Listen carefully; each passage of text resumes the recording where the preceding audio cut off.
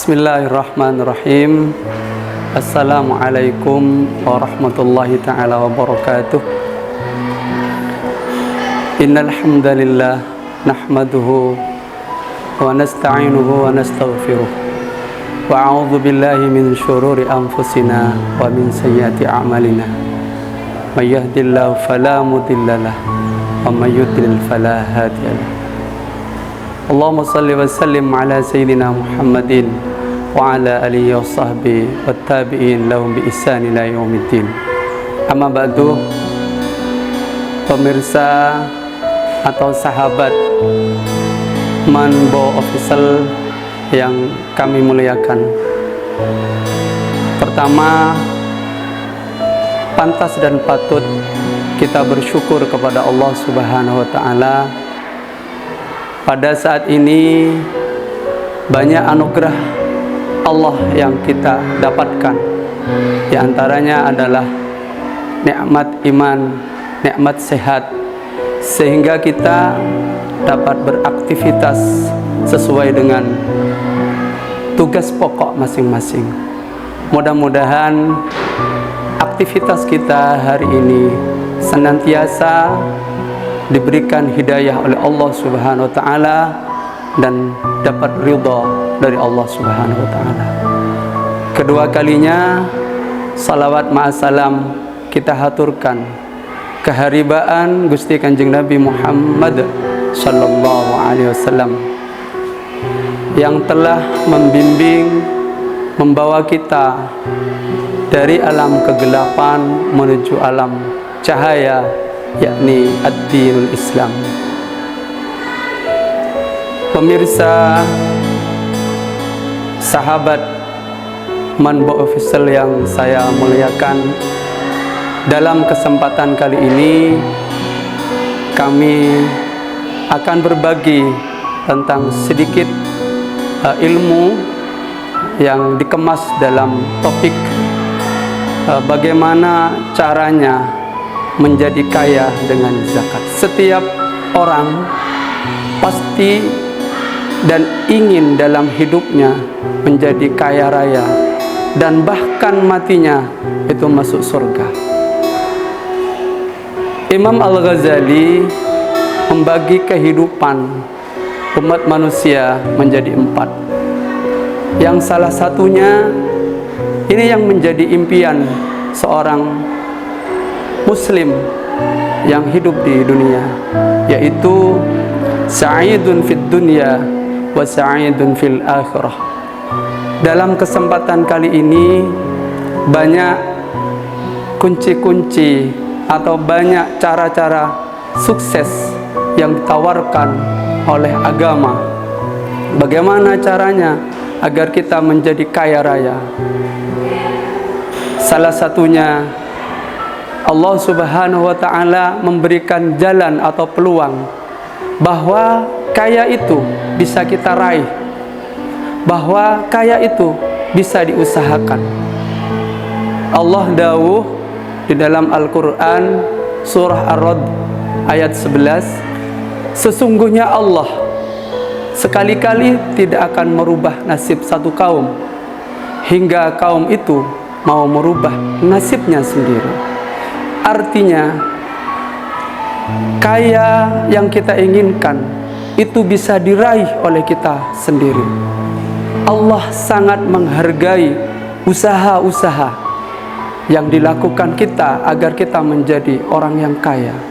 Tentu tidak cukup dengan ikhtiar, akan tapi dibarengi dengan doa, memohon kepada Allah Subhanahu wa taala. Yang pertama, apa sih makna kaya itu? Secara umum, kaya itu suatu keadaan manusia di mana semua fasilitas, semua keinginannya ada pada dirinya, bahkan hidupnya serba berkecukupan. Tetapi berbeda dengan pandangan agama yang disampaikan oleh Rasulullah Muhammad SAW melalui hadis yang diriwayatkan oleh Abu Hurairah. Kaya itu bukan diukur dengan seberapa banyak harta yang dimiliki, tetapi kaya itu adalah bagaimana seseorang itu merasa cukup dengan pemberian Allah Subhanahu wa ta'ala. Zakat yaitu harta yang dikeluarkan oleh seorang muslim yang sudah memenuhi syarat dan ketentuan sesuai dengan syariat Islam. Karena dengan demikian dikeluarkannya zakat tujuan untuk mengentaskan kemiskinan itu akan tercapai. Tujuan untuk membantu orang yang kelaparan itu akan dapat terwujudkan. Dan ini pasti akan diberikan kepada orang-orang yang yakin akan dalil, akan firman Allah terkait dengan bagaimana orang-orang itu mengeluarkan zakat, bagaimana orang-orang itu mensedekahkan rezekinya. Pernah suatu ketika di Madinah itu ada musim panen kurma yang ditinggalkan oleh pemiliknya karena mengikuti perang Tabuk, sehingga kurma-kurma yang sudah masanya panen itu menjadi busuk. Maka Abdurrahman bin Auf girang sekali karena kurma-kurma yang busuk yang sudah tidak ada orang yang membeli, Abdurrahman bin Auf beli dengan nilai yang mahal, sehingga para pemilik kurma itu sangat bahagia. Namun ketika Abdurrahman bin Auf telah menghabiskan hartanya untuk membeli kurma yang busuk dengan harapan semua hartanya habis, tapi kenyataannya tidak seperti yang diinginkan. Selang beberapa waktu lamanya ada utusan dari Yaman. Seorang utusan ini akan membeli kurma yang sedang busuk tadi, yang telah dibeli oleh Abdurrahman bin Auf kepada pemiliknya. Jelas Abdurrahman bin Auf itu tidak memperbolehkan, karena kurma yang busuk itu tidak pantas untuk dijual.